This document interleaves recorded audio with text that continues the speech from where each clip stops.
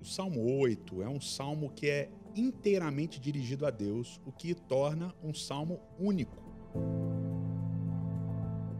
Esse salmo ele também tem uma moldura, uma inclusão, ou seja, ele começa com um refrão no início que é repetido no final.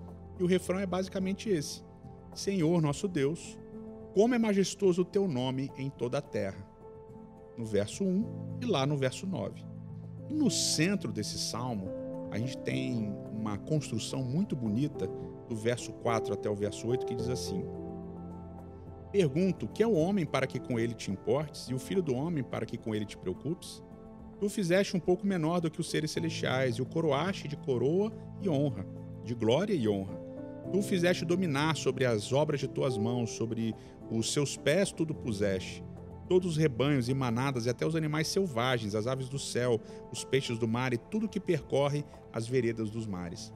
Basicamente, esse salmo de louvor vai louvar a Deus por ter estabelecido o homem como o rei sobre toda a terra, por ter estabelecido o ser humano como o dominador sobre toda a terra. E, obviamente, esse Salmo 8 é uma referência a Gênesis capítulo 1, verso 26 e 27. Só que aqui a gente tem um detalhe. Em Gênesis capítulos 26 e 27, nós temos duas expressões para dominar. A gente tem o verbo radá e o verbo kavash.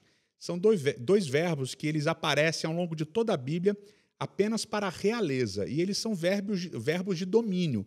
Eles são verbos fortes de dominação. Mas esses dois verbos não aparecem aqui no Salmo 8. Aqui no Salmo 8 aparece o verbo machal, que é o verbo para governar.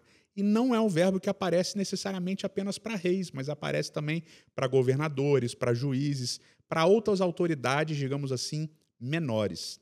Mas, de toda maneira, o Salmo 8 está fazendo essa referência à criação do ser humano lá em Gênesis capítulo 1.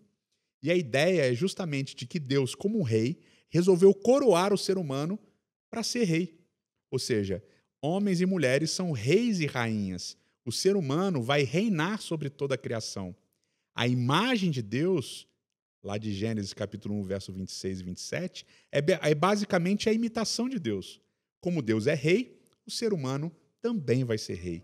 E essa é uma dos louvores do salmista no Salmo 8. É uma gratidão, porque Deus, como rei, concedeu ao ser humano a oportunidade, a experiência de também reinar sobre a criação.